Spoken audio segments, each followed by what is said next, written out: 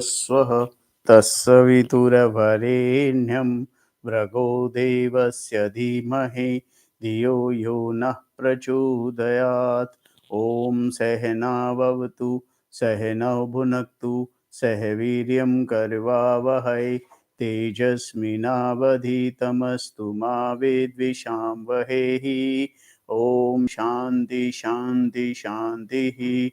श्रुति स्मृति पुराणानाम आलयं करुणालयं नमामि भगवत्पाद शंकरं लोकशंकरं शंकरं शंकराचार्यं केशवं बादरायणं सूत्रभाष्यकृतौ वन्दे भगवन्तौ पुनः पुनः।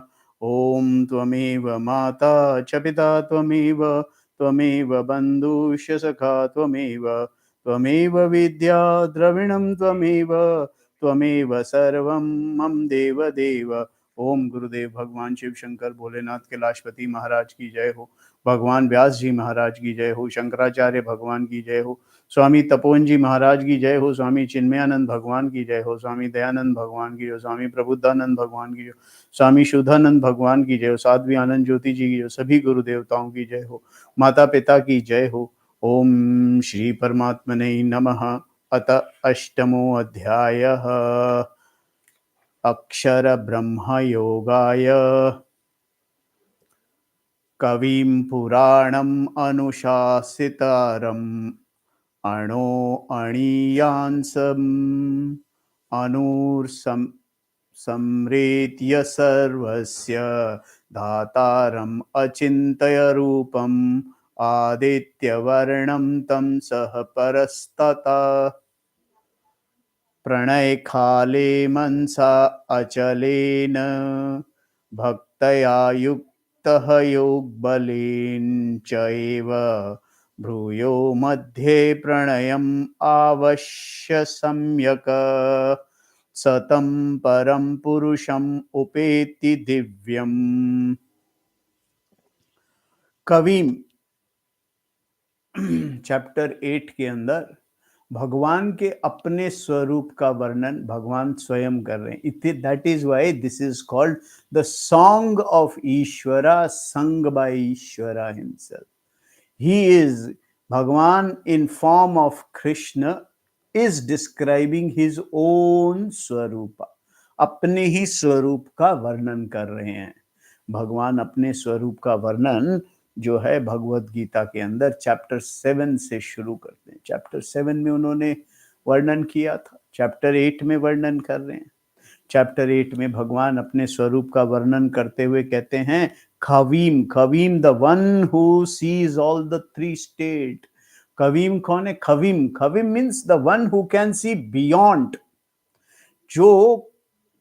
जो कुछ ज्यादा देख सकता है। कवि का मतलब होता है the one who can see beyond. कवि का मतलब सिर्फ पोएम राइटर नहीं, writer is poem. Why he is called, जो पोएम लिखता है, जो कविता लिखता है, उसको कवि क्यों कहते हैं? क्योंकि ही कैन सी बियॉन्ड, वो कुछ एक्स्ट्रा। इसीलिए जितने भी भजन कीर्तन, जितने भी गाने वगैरह बनते हैं, उन सब में आप देखेंगे there is something extra in it. हम वो गाना तो पकड़ते हैं, शब्द पकड़ लेते हैं, पर उसमें जो एक्स्ट्रा छुपा है उसको नहीं जानना चाहते, उसको जानने का प्रयास ही नहीं करते। कवीम, कवीम means the one who can see all the three state. यहां पर भगवान अपने स्वरूप को कहते हैं कवीम। कवीम means I am the one in which the three states are. ये जो तीनों स्टेट्स हैं, तीनों स्वप्न अवस्था, जागृत अवस्था, सुषुप्ति अवस्था, जो आप जिनका आप अनुभव करते हैं, वो अनुभव स्वरूप में हूं, वो अनुभव मैं हूं। I am the one, I am the one who can see all the three states. कवीम, कवीम means the one who can see the three states. पुराणम, पुराणम अनुष्ठितारम। पुराणम, पुराणम मीन्स अनादि। ये सब हमने लास्ट क्लास में डिस्कस किया था। पुराणम, one which is there, one which is neither, वो जो ना, जो कभी, जो ना शुरू होता है ना खत्म होता है। जिसमें सब कुछ शुरू और खत्म होता है वह पुराणम है। जिसमें सब कुछ, जिसमें सब सब जिसमें शुरू होते हैं और जिसमें खत्म। इसका एग्जाम्पल कैसे देते हैं? इसका एग्जाम्पल है कि भाई आप स्वर्ण आभूषण कहां पर शुरू होते हैं? सोने में शुरू होते हैं और सोने में खत्म हो जाते हैं। स्वर्ण आभूषण तो कुछ पल के लिए भासित होते हैं। इसी प्रकार ईश्वर में ही सब कुछ, भगवान अपने स्वरूप को बताते हैं पुराणम, अनादि, अनंतम। अनंत शब्द को पुराण शब्द से यहां पर संबोधित किया गया है। अनुशासितम, अनुशासितारम, अनुशासन, जितनी भी जो भी भगवान की अनुशासन है, that is me. I am the अनुशासनम, I am the discipline, I am the discipline. भगवान कहते हैं मैं ही अनुशासन, आई एम द अनुशासनम।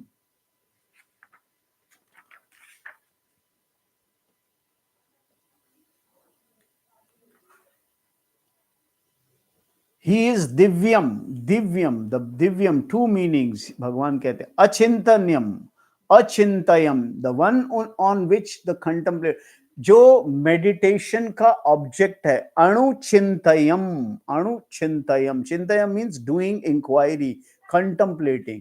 आपने जानना किसे? ऑब्जेक्ट क्या है? जानने का ऑब्जेक्ट क्या है? द ऑब्जेक्ट इज ईश्वरा, परमात्मा। I am the object of चिंतनम। इसके अलावा और कोई चिंता नहीं है। ये जो जो सांसारिक चिंता आप करते हैं, दैट सांसारिक चिंता इज टेम्पररी चिंता। अगर कुछ चिंता करनी है, कुछ चिंतन करना है, तो ईश्वर का चिंतन करो। Think about Ishwar alone, think about Ishwar alone, talk about Ishwar alone. This is what भगवान सेज।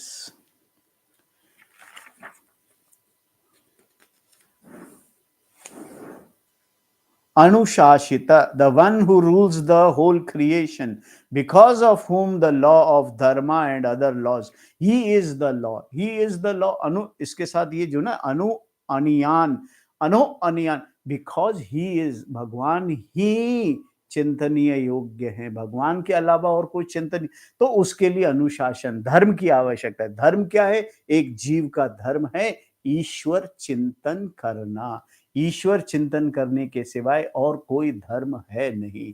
वट एवर यू में से, आप कुछ भी कहते रहिए, पर सत्य ये है, जो सत्य बात है वो ये है कि आप जितनी मर्जी बात कह लीजिए, वो सब बातें यहां पर असत्य हो जाती हैं। सत्य में तो सिर्फ ईश्वर चिंतन।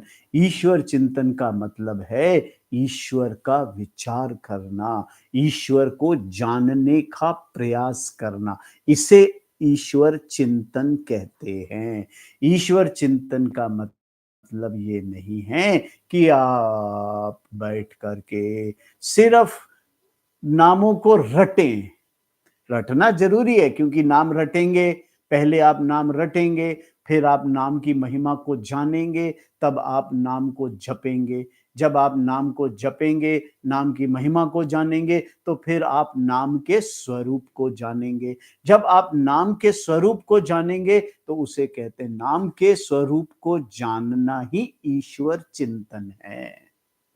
इसीलिए एक वृंदावन में जो स्वामी प्रेमानंद जी महाराज कहते हैं कि नाम का चिंतन करो। नाम का चिंतन माने नाम पर, भगवान के नाम के स्वरूप का चिंतन करो। भगवान के नाम के स्वरूप का चिंतन करो, चिंतन करो। यही धर्म है। इसके अलावा और कोई, ये बाकी जो सृष्टि के नियम हैं, ये तो आप अगर नहीं पालन करेंगे तो सृष्टि पालन करा देगी। अगर आप नहीं पालन करेंगे तो सृष्टि पालन करा देगी। कैसे पालन कराएगी? सृष्टि will get angry for you. How? अगर आप ध्यान नहीं रखोगे, अगर आप अपने अपने शरीर का ध्यान नहीं रखोगे, तो शरीर स्वस्थ नहीं रहेगा। दिस इज सृष्टि। शरीर क्या है? सृष्टि का कार्य। तो शरीर स्वस्थ नहीं रहेगा, तो सृष्टि का ध्यान आप मत रखो, सृष्टि आपका ध्यान नहीं रखेगी। आपका ध्यान मतलब I am not this body, जब मैं ये कहता हूं I am not this body, but I am through this body I will understand ईश्वरा। So I need this body to understand ईश्वरा, to know Ishvara. I need this body. So this body has to be carefully taken care of. इस शरीर का ध्यान रखना अति आवश्यक है। You have to take care. इस शरीर का ध्यान रखने के लिए जितनी भी आवश्यकताएं उन सब का ध्यान रखना अति आवश्यक है। So there it is all come. You have to you can't say कि कर्म त्याग करके भाग जाते, नहीं है, पॉसिबल नहीं है। This is you have to understand.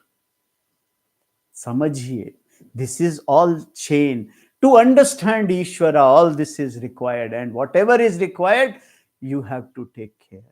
While taking care of everything, you have to do चिंतनम। इसकी चिंता नहीं करनी, चिंतन ईश्वर का करना है।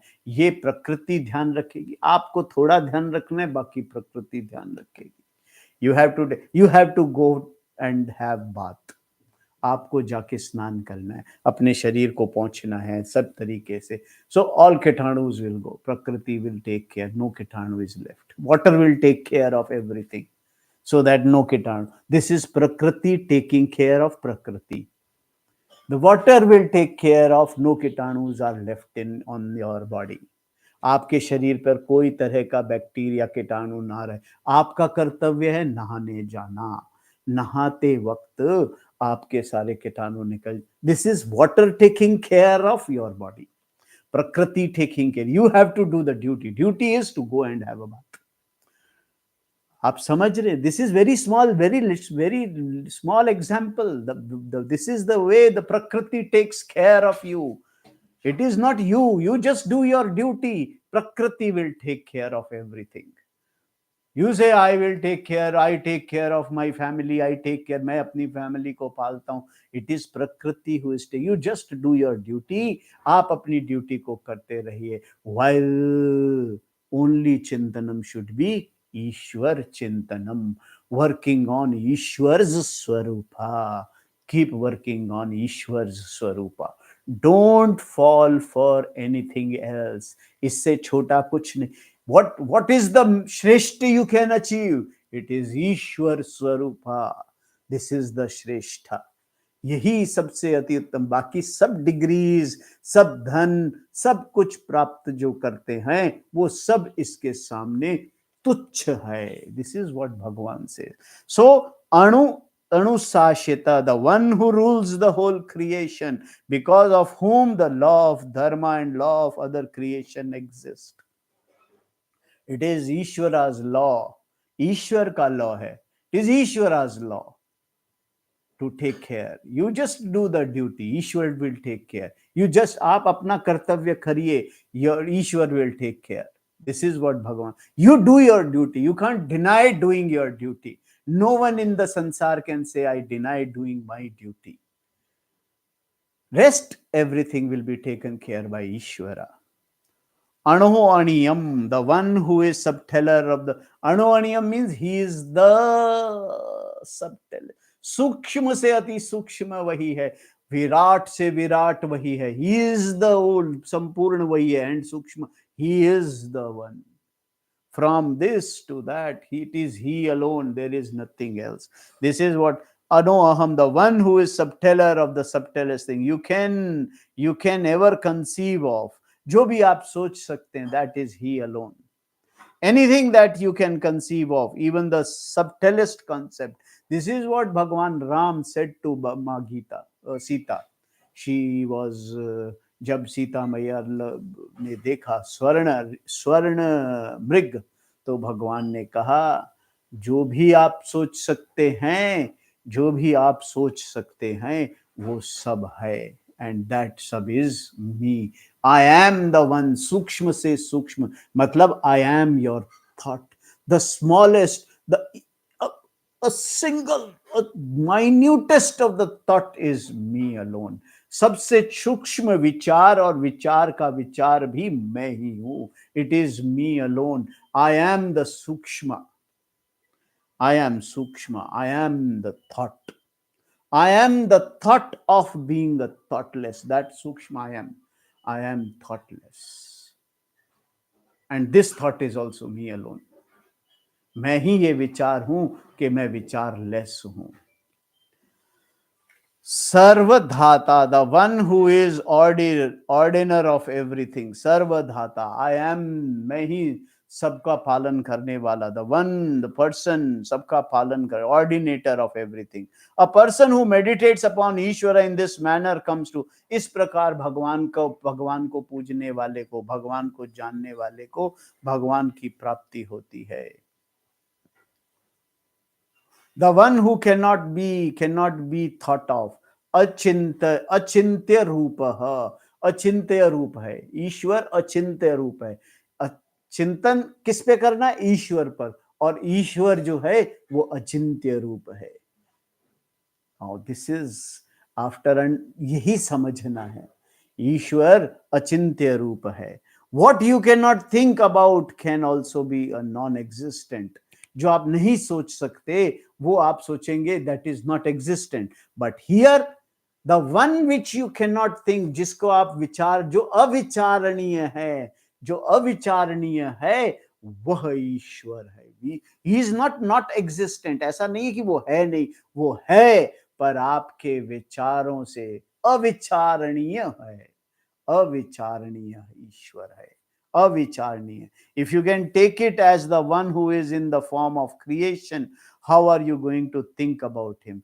Because वो अविचारणीय कैसे है? Because you have taken him as the creation, as yourself, अपने स्वरूप में भी. और आप अब ईश्वर को कैसे देखेंगे? बिकॉज अब आप ईश्वर को देख नहीं, क्योंकि आप तो अपने आप को देख रहे हैं. You are seeing creation, you are not seeing ईश्वरा. सो टू सी ईश्वरा, first thing is to you have to think about अचिंतनीय रूप.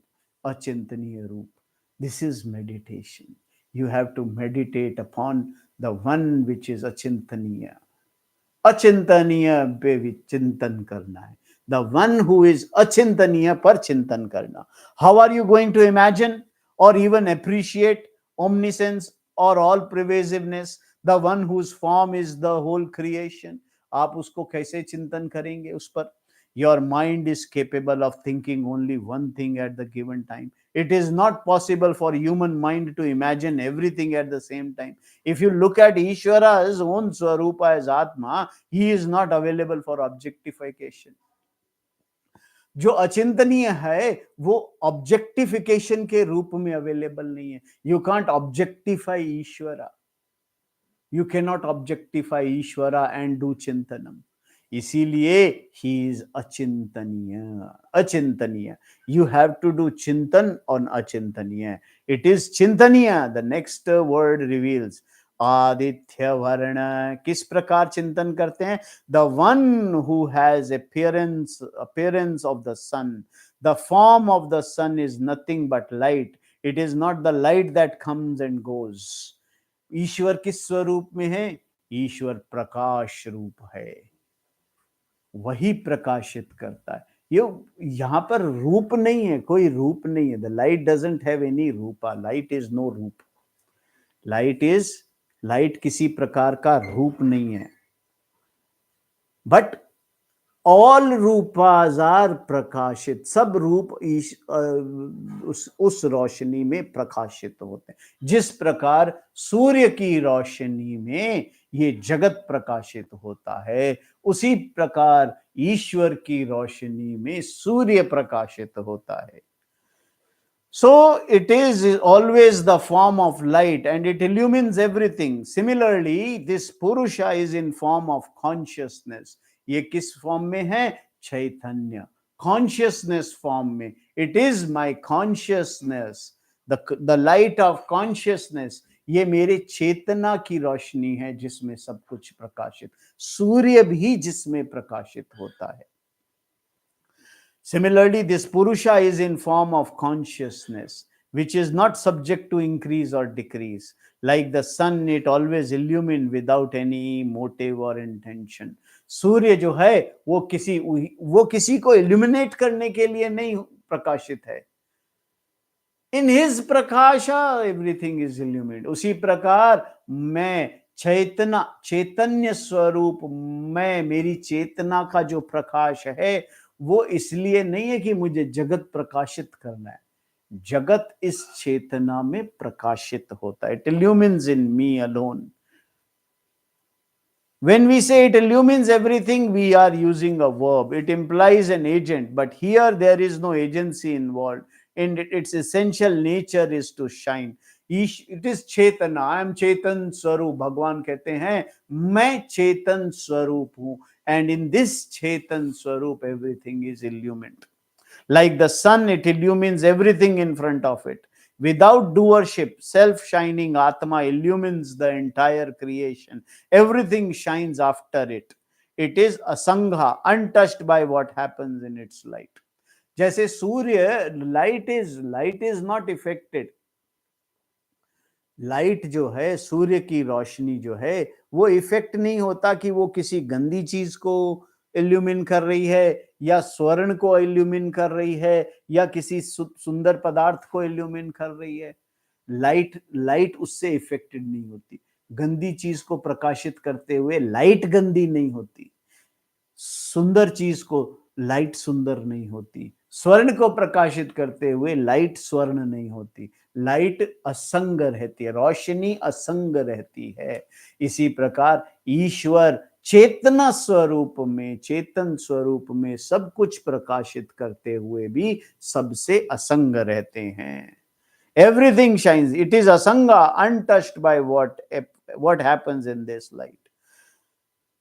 तमसह परस्तत, it is about darkness. Even भगवान कहते हैं even the darkness is illumine.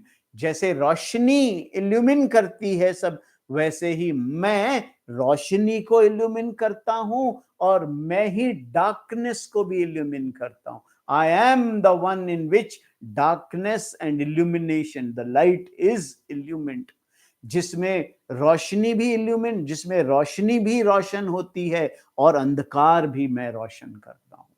अंधकार कैसे पता मेरे होने से अंधकार का पता लगता है। It is me because of which the darkness is, it is me because of which the light is. So I am the one who illumines both the light and the darkness. It illumines both light and darkness. It illumines particular knowledge as well as ignorance. Bhagwan himself is the knowledge. Bhagwan is the ignorance. Bhagwan is not other than anything else. Bhagwan is knowledge. Bhagwan is ignorance. Ignorance is also about Bhagwan. Knowledge is about Bhagwan. It is Bhagwan alone. Knowledge is about Bhagwan. Ignorance is about Bhagwan. Bhagwan Swarup doesn't change. Bhagwan का स्वरूप बदलता नहीं है. Bhagwan remains Bhagwan always.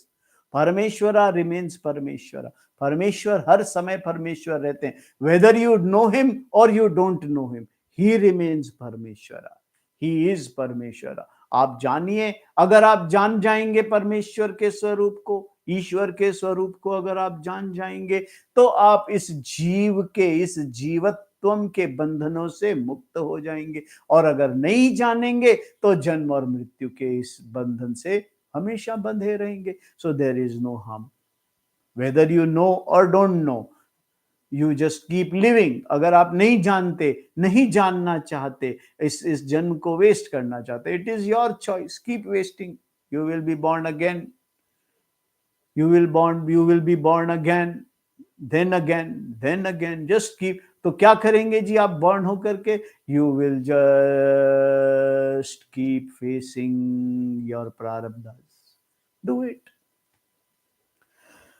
It illumines particular knowledge as well as ignorance. It is pure consciousness. Ishwara remains Ishwara. Whether there is ignorance or knowledge, Ishwara remains Ishwara. Ishwara is not affected whether you know or not know. Ishwara remains. Your own Swarupa remains as it is, ji.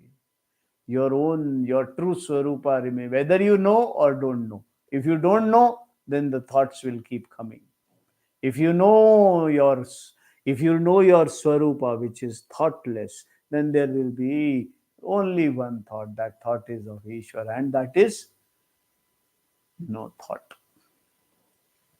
Now Bhagavan explains the difference between contemplation and meditation. The verb yati is carried through from the previous verse. Everything else in this verse talks about object of meditation and also what you gain. अब तक हमने किसकी बात करी? इस जिसके ऊपर हमें विचार करना है. हमें विचार किस पे करना है? The one which we have to. Contemplation का मतलब होता है विचार करना. To do vichara on the Swarupa.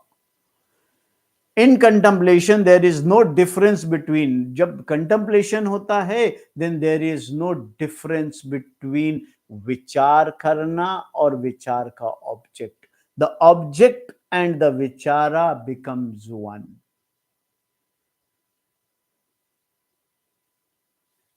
जो विचार का विषय है और जो विचार है, ये दोनों एक हो जाते हैं. In contemplation, there is no difference between what you meditate upon and what you get. If you are doing upasana, the result is not going to be the same as what you meditate upon. Upasana mein kya hota hai? There is a result, and that result is not the object you were meditating. Meditation, upasana mein you meditate upon on a devata, and that devata gives you a result. So devata is other than the result. Here devata, the Ishwara is the result. Ishwara himself is the result in contemplation.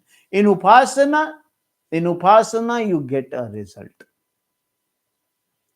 If you invoke Indra, you will become Indra. You will only go to another loka. You will go to Indra loka, Swarga loka, or any other loka. However, here one who meditates upon Parama Purusha reaches Parama Purusha. The one who, यहाँ पर जब हम परम पुरुष पर meditate करते हैं, meditate माने परम पुरुष के ऊपर विचार करते हैं, तो परम पुरुष की प्राप्ति करते हैं. You achieve Param, you reach Param Purusha. Reach means you recognize the Param Purusha. Udhar you get a result, here you achieve Param Purusha. This is not meditation, this is not meditation wherein there is a knower known difference. The knower, यहाँ पे जानने वाला, जाने वाला सब एक हो जाता है. However, small difference may be there. There is a difference, it would be upasana. अगर कोई तरह का difference रह जाता है, then it is upasana. If there is a difference, if there is even a sense of achievement, then it is upasana. I have achieved Ishvara. That achievement is upasana. Upasana alone. If there is no difference, the knower is recognized as Parameshwara, therefore there is no knower in reality. जब जानने वाला अपने स्वरूप को परमेश्वर रूप में जान जाता है, तब फिर कोई जानने वाला नहीं रहता, सिर्फ परमेश्वर रहते हैं. ईश्वर alone is. All these words are appellation of Ishvara, and that indeed I am. This is pure jnanam. This is pure knowledge, which is why nididhyasan is entirely different from upasana. Upasana is not nididhyasanam. Nididhyasanam is other than upasana. In nididhyasan, this is what contemplation means. Nididhyasan. What happens in nididhyasanam? Nididhyasanam, the knower, known, and knowledge, they all are one. They are all are one is the understanding. The achievement is they all are one. In upasana, the knower, the जो जानने वाला है, जो जाना जाने वाला है, और जो प्राप्त है, they are all different. सब अलग अलग रहते हैं. They are all. In upasana, Jiva and Ishvara are two different things. They are two different. The Jiva and Ishwara remains separate. Whether it is Sampat Upasana or Ahangara Upasana, where you superimpose Ishwara's attribute on Jiva, even so it can pave the way for Jnana, and is therefore considered as fruitful meditation. It is a fruitful meditation. Contemplation, however, based on Shravana and Manana is entirely different from any type of meditation. Nididhyasanam, contemplation is something based on Shravanam, based on जो सुना हुआ है. Shravanam and Mananam, Chintanam is entirely different from all other type of meditations. All other type of meditations are upasana. बाकी सब meditations जो हैं वो उपासना है. सिर्फ जहां जिस मेडिटेशन में, जिस चिंतन में, मेडिटेशन मतलब चिंतन करना, जिस चिंतन में चिंतन करने वाला और चिंता कर का जो विषय है, चिंतन का जो विषय है, वो विषय और चिंतन करने वाला दोनों एक हो जाते हैं. दो both are same and the result is that both are same. यही प्राप्त है. This is what happens. All other type of meditations are upasana alone. They are all upasana. If what you have understood is somehow contradicted by experience, nididhyasana is to be done. अगर कोई contradiction बाकी है, then you have to keep doing chintanam, keep doing nididhyasanam. Shastra says that you are Satchitananda. If you do not think so, you are making a judgment about yourself on the basis of your mind. You require further inquiry. Until you understand, you most study is the Shastra, which is the Pramana. You keep studying Shastra. Vedanta reveals that you are the whole. So you cannot say that you have studied Vedanta and are now turning your attention to something else. This is what you have to understand, Ji. After understanding your Satta Swarupa, you will not say anything. There is nothing there. Vedanta says if you are turning your attention, if your attention is going somewhere else, that means you have not studied well. If you are, अगर आपको लगता है कि अभी कुछ और बाकी है, that means there is something more to study. कि जी वेदांत पढ़ने के बाद, गीता पढ़ने के बाद क्या होगा? गीता पढ़ने के बाद कुछ नहीं होगा. You will recognize your Swarupa. That is it. Nothing is going, nothing. There is nothing left after understanding. If there is something left, अगर कुछ रह गया है, then it is you have to study. Keep studying. If you say that in spite of knowing Atma, you do not see that you are Ananda, logically it cannot be true. अगर आपको लगता है कि मैं आत्मा को जान गया हूं और फिर भी आपको आनंद का, अपने आनंद स्वरूप का एहसास नहीं होता, अनुभव नहीं होता, that means there is something wrong. But experimentally, there seems to be a condition wherein there is knowledge, and at the same time some problem is owing up the knowledge. You cannot say you do not know, nor can you say you know that you are Brahman because you have problems. You have to eliminate all the obstructions. All the obstructions have to go, Ji. No obstruction is to be left. There is no obstruction which is going to be.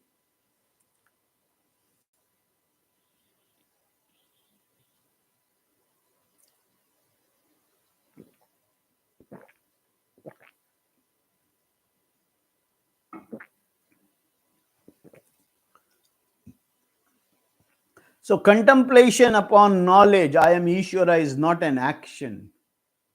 ये किसी प्रकार का कोई कर्म नहीं है. Contemplation is not a karma. There is nothing doing. You have to just sit. Chintanam. You have to be one with Ishwara. I am Ishvara is not an action. Wherever a statement of fact is repeated or contemplated upon, no result is produced because it is siddha vishaya. Purna Rup siddha vishaya. It is already swatah siddha. It is siddha vishaya. ऐसा नहीं, ये सिद्ध विषय है. सिद्ध माने already सिद्ध हुआ विषय है, कुछ सिद्ध होना नहीं है. There is no light which is going to glow. You will not, you आप ऐसा नहीं है. After knowing Ishwar, after after understanding your, आप अपने स्वरूप को जान जाएंगे, उसके बाद you will become something, you will become more powerful or something like that. Nothing, nahi ji, nahi, don't imagine all those funny things. You will not become a जादूगर जी. वो you will not, अगर आप इतने स्वरूप, अपने सत्य स्वरूप का जानने के बाद you will not be, this is all जादू. Don't expect all that. Don't expect all that magical. Magically, you need to study some other different thing, some different science. Not this. This is understanding your Swarupa, the pure Swarupa, the Swarupa which is free from all these gimmicks.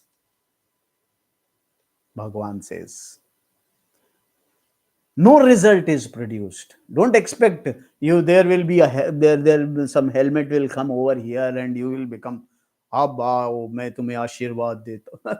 Don't expect. संत का आशीर्वाद देने से आपकी इच्छा पूर्ण होती है, no doubt, because he is a pure hearted person. A pure hearted means the one who is one with Ishvara. If he blesses, the blessings come true. But don't expect ki if I will become Brahman and I will bless, therefore, and if I will give Ashirvada, the person will become. No. Because he's pure soul. If pure soul blesses you, the blessings fruit, because there is nothing, he doesn't have any attachment with it. Neither you nor with the Ashirvadam. There is no attachment. There is purity. If purity is there, it comes true. If purity is not there, it will not come true. So don't try to don't become Bhagavan. You will not become Bhagavan. You are already Bhagavan. If you want to become Bhagavan, then there is a problem. Becoming Bhagavan is a problem. Bhagavan banna agar aap chahte hain, there is a problem. Then you need to go to those makeup artists. Don't become.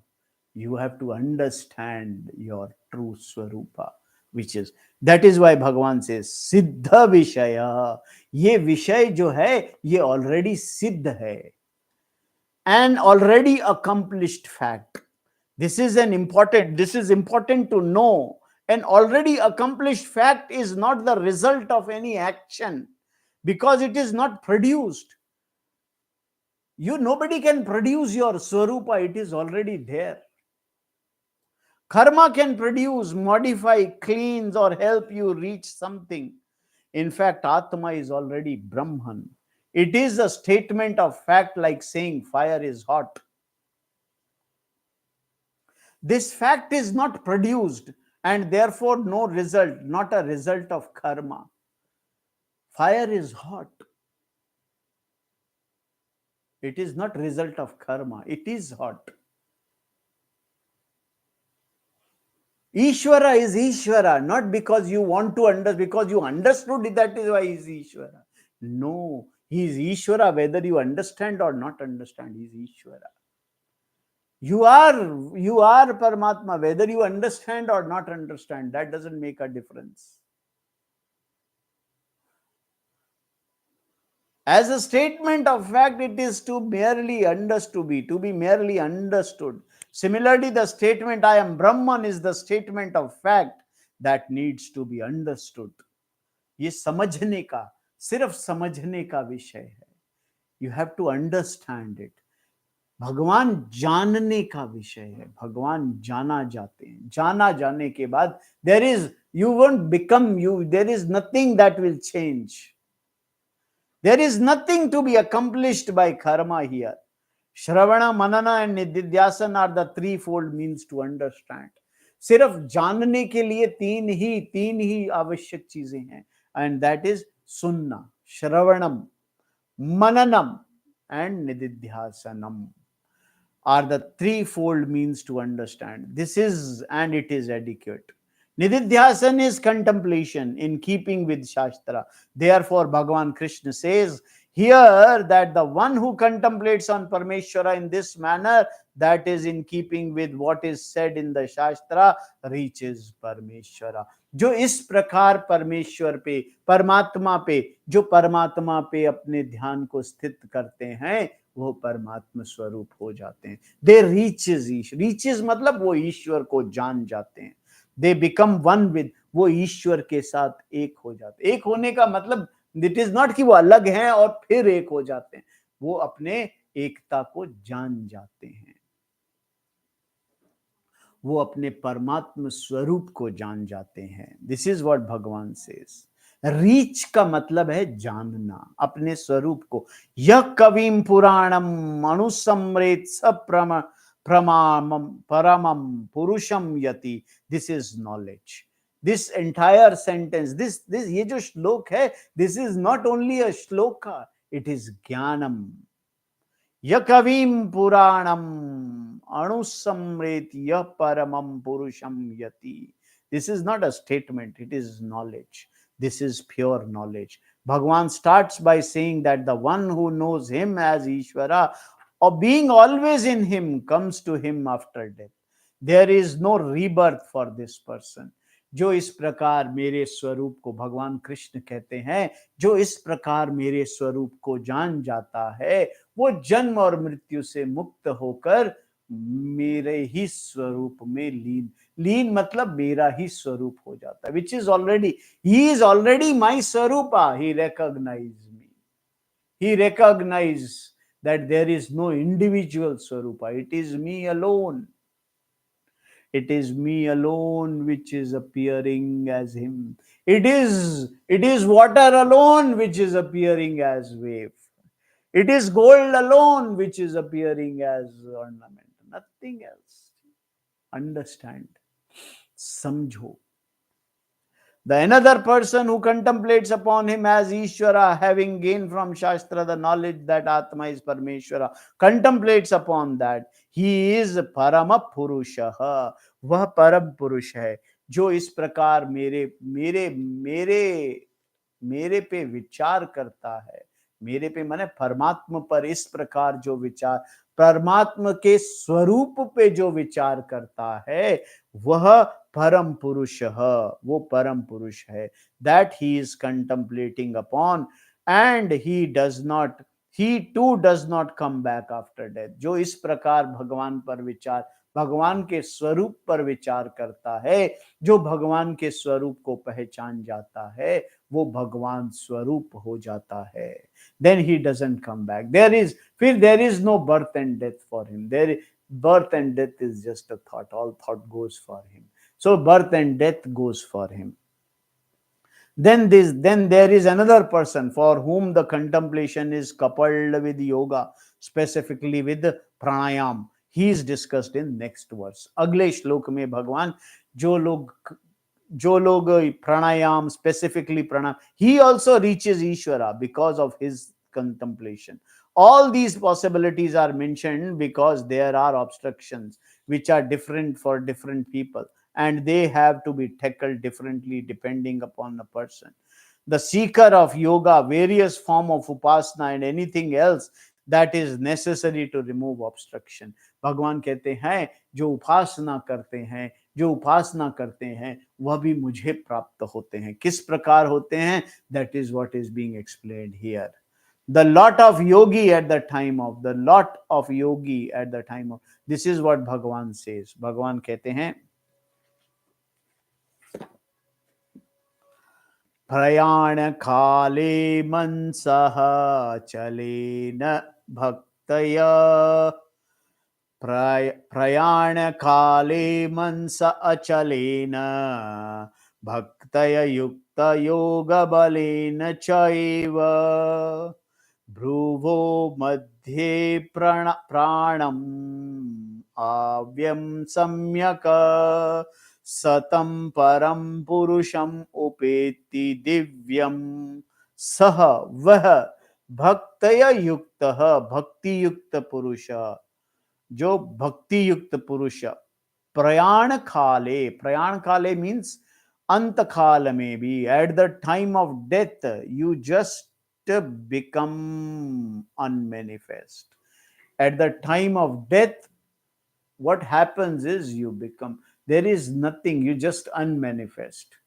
आप जो manifest, आपने अपने आप को जो manifest किया हुआ है, इट बिकम्स, जो आपने अपने आप को माना हुआ है, ये माना हुआ खत्म हो जाता है. That is it. अंत काल में भी योग बलेन, योग बल से, भ्रुवो, भ्रुकुटी में, भ्रुकुटी means diligence.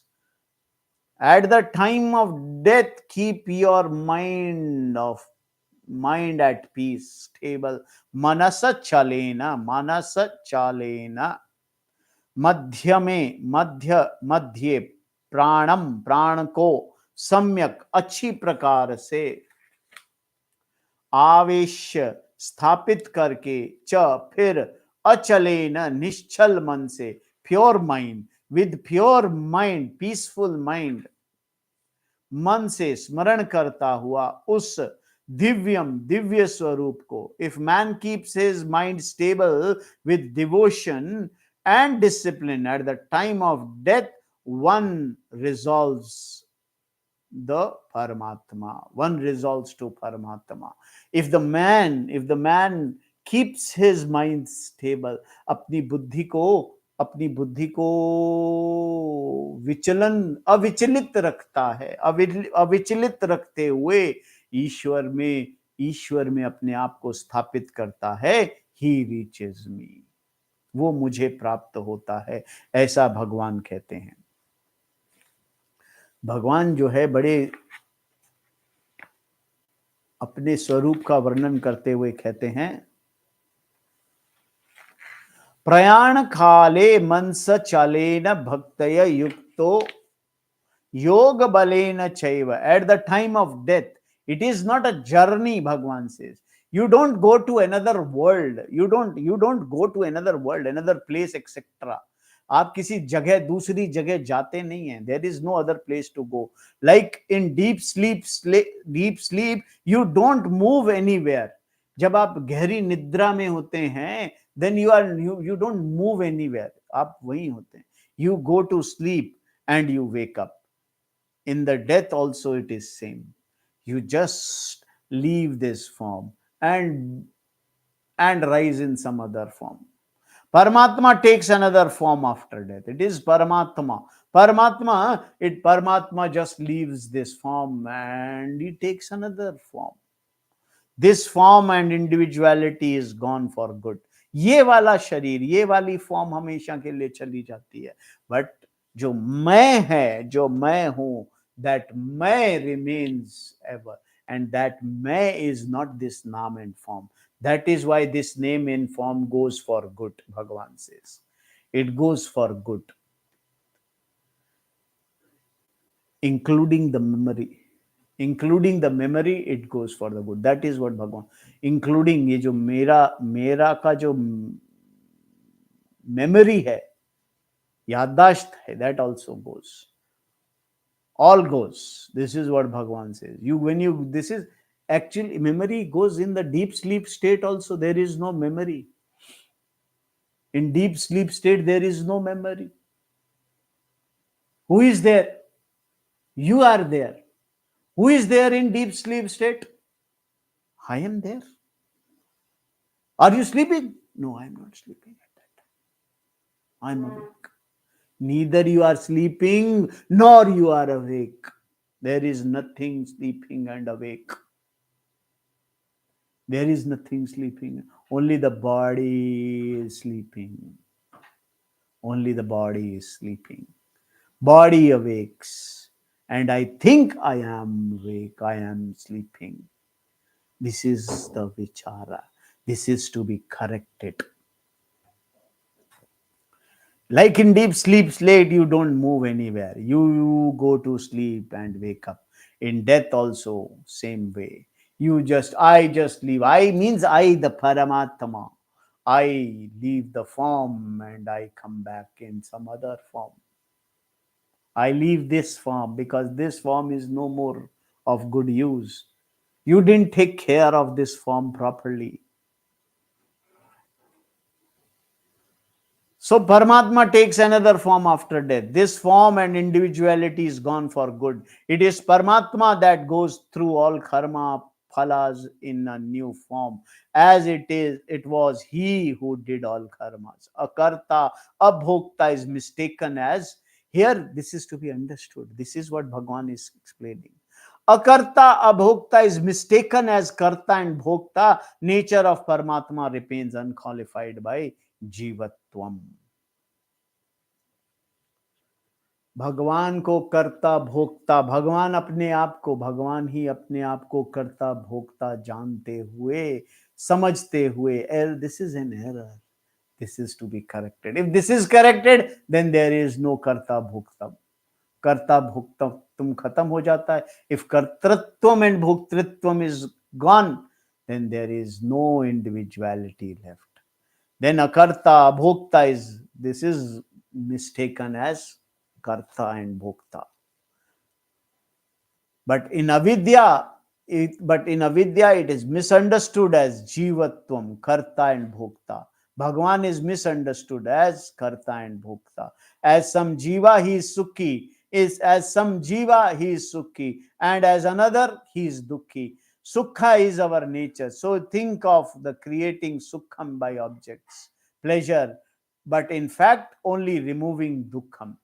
This is what, as a jiva, because हमारा स्वरूप जो है वो सुख स्वरूप है. हमारा स्वरूप क्या है? सुख स्वरूप. तो सुख की प्राप्ति करना हमारा nature. Because I take my self as jiva, I try to attain sukham. And that sukham, no, I don't try to attain sukham. I just try to keep dukha away. Dukha away. ये मेरे पास नहीं होगा तो मुझे दुख होगा. So I try to achieve the objects. I try to achieve objects. I try to achieve sukham from objects, the pleasure. But in fact, I am only removing dukkham. Sukham cannot be created. You cannot create sukham. You just avoid dukkham. Dukkham is avoided. Noise can be avoided, but you cannot create silence. You cannot create silence. Shanti create nahi ki ja sakti. You just avoid noise. शोर को avoid कर दीजिए. It will be silence. Shanti. Avoid.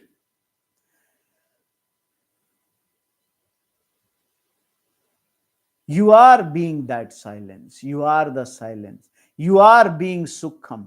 It cannot be created, reached, modified, or purified. It is not something away from you. You are. You are it. You are being it. You can correct dukkhatvam. Sukhatvam is your nature. You can just correct dukkhatvam. मुझे इससे दुख होगा, ये मेरे पास नहीं होगा तो मेरे पास आईफोन, लेटेस्ट आईफोन नहीं होगा तो आई विल बी दुखी. So I correct that dukkham by getting it. Now after getting that phone, I am more dukhi. It just doesn't stop ringing. So understand your swarup. अपने स्वरूप को जानो. The sukha swarup. Your nature. Paramatma ka nature is sukham. The nature is sukham. At the time of death, you don't travel, Bhagavan says. You don't travel somewhere. You don't go somewhere. In keeping with the karma he enjoys in different form, he wakes up into the new form. It is just he sleeps. He just goes to permanent sleep in this form and wakes up in another form. It is not jivatvam that appears as jivatvam, but it is Paramatma that appears as jiva. It is not that this jiva This jiva died and then he is born as another. It is Paramatma who was appearing as this jiva, and he stopped appearing in this form, and now it is Paramatma alone who is appearing in the other form. It is Paramatma alone who is appearing, who was appearing in this form. Now he appears in some other form. Some other form. Why do we say some other form? Because he carries the sanskara of this form to the other form. Because he hasn't recognized in this form, so he carries the sanskara and makes another form, takes another form. If he is free from, agar if he had recognized himself, if he had understood the self, then the sanskara would have gone. All kind of prarabdha. This is all sanchit karma and prarabdha karmas and all karmas would have gone. Then there was nothing to carry. He wouldn't have gone anywhere. He would have understood he would have realized that I am alone is. Then there was no birth. It is not jivatvam that appears as jivatvam, but it is Paramatma that appears as jivatvam. If jivatvam is taken as jivatvam, then there is no avidya. If Paramatma is mistaken as jivatvam, that is avidya. The problem is we are taking jiva, the Paramatma as jiva. हम परमात्मा को जीवा मानते हैं, यही mistake है. अगर अगर जीवत्वम ही होता एंड वी हैड टेकन जीवत्वम एज जीवत्वम, there is no problem. It is Paramatma. If Paramatma is mistaken as Jivatvam, that is avidya. It is called Prayana Kalam, from the waking point. In death, there is only your soul presence. What happens? It is you, only you, not Jiva, only you. The Paramatma is present. It is Paramatma which is present. Paramatma is present after death. It is there before death also, but you recognize him as a jiva. You mistake him as jiva, and then you face all the problems. That jivatvam faces the problem. That jivatvam, being other than Paramatma, you face the problem. Paramatma se alag hone ki wajah se you face the problem. Problem of being incomplete. Problem of being incomplete. You feel you are incomplete, therefore you work, keep working. You are fully complete.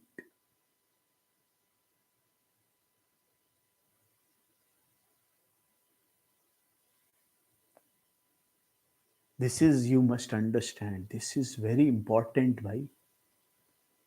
It is called, there is no second thing at all. Nirvisheshatvam, Bhagavan says. This is what Bhagavan says. Keeping the mind stable, quiet, and with devotion at the time of death. At the time of death, at the last moment, keeping your mind stable. That is, if at the, what happens, last thought, at the thought, this is the thought. Keep your mind stable, quiet, and Ishwaras, and with Ishwara, endowed with this devotion which has been practiced all through the life. Yoga balam samadhi jasanskara prayajanite, yoga balam tena cha yuktaha ite arthe. Mentally stability, that is born of yoga. This mental stability is born through yoga. This is what Bhagavan is explaining. Disciplines that you have gone throughout your life, पूरे life cycle में, you have to be fully disciplined. With discipline, you achieve Ishwara. Then there is no death. You don't die. It is only the body which goes. It is the body. you remain there. It is only the thought of being goes, only the thought of Paramatma, which is Param, which is remain. Paramatma remains. The only the Purnam remains. Apurnatvam goes. Only the Purnam remains. Om Purnamadaha Purnamidam Purnat Purnamudashyate Purnasya Purnamadaya Purnameva Vasishyate. Om Shanti Shanti Shanti Harihi Om Tat Sat. Om Ishwar Arpanamastu. Om Paramatmane Arpanamastu. Om Shri Krishnaya Arpanamastu. Om Shri Gurudevaya Arpanamastu. Harihi Om Tat Sat. Harihi Om Tat Sat. We'll continue this shloka in our tomorrow's class and we'll deeply understand what भगवान means. हम इसे पूर्ण रूप से जानने का प्रयास करेंगे कि भगवान क्या कह रहे हैं. It is not that easy कि जी योग करने से ईश्वर की प्राप्ति होती है, मगर कैसे, ये जानना जरूरी है. जानना ही ज्ञानम है, जानना. हरि ओम तत्सत.